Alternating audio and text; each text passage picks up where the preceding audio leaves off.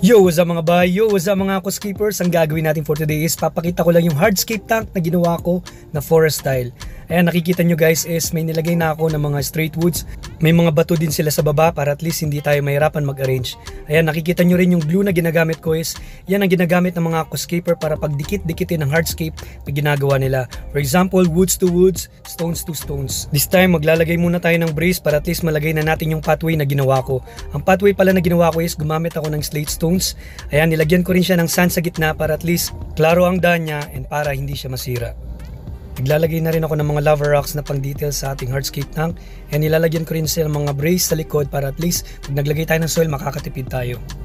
Ang ginagawa ko din minsan is tinitignan ko talaga yung lava rocks kung alin yung pinakamagandang shape niya para at least pag nilagay mo siya is mas maganda siya tignan sa hardscape tank.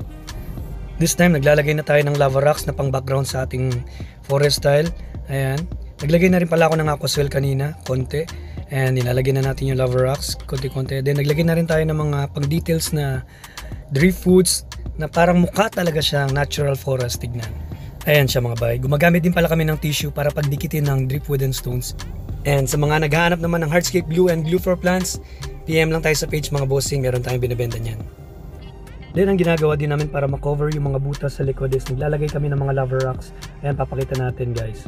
Ayan, ganyan ang ginagawa namin para makover ang mga nasa ilalim. And para at least magkaroon din siya ng brace sa baba.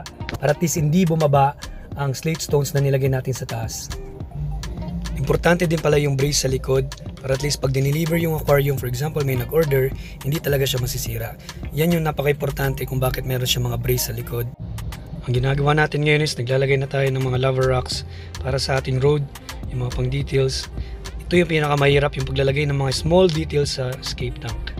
Dahil sa patapos na to mga bossing, maglalagay pa rin tayo ng mga small details ng mga driftwoods, mga stones sa pinakadulo. Ayan guys, hindi ko na napakita kung paano ko dinikit yung mga small stems sa pinakadulo para at least magmukha talaga siyang malayo. Medyo mahirap lang talaga yung paglalagay ng wood sa pinakadulo. Kailangan mo talaga silang gamitan ng tweezer. And ayan, nakikita nyo may nilalagay akong sand sa pinakadulo is nilalagyan ko ng sand yung tissue para at least mas malakas ang kapit ng woods and para hindi siya masira. Ayan siya mga bay.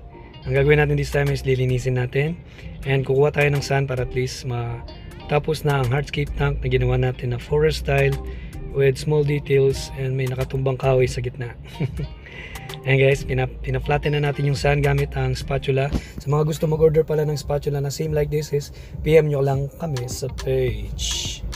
Ang nakaganda sa paggamit ng spatula is hindi mo na kailangan gamitan ng hands or kamay para i-flatten ang sand.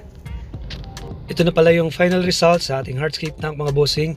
Ang next video natin is magpa-planting tayo. So ayun guys, huwag niyong kalimutan mag-follow sa ating page. Thank you.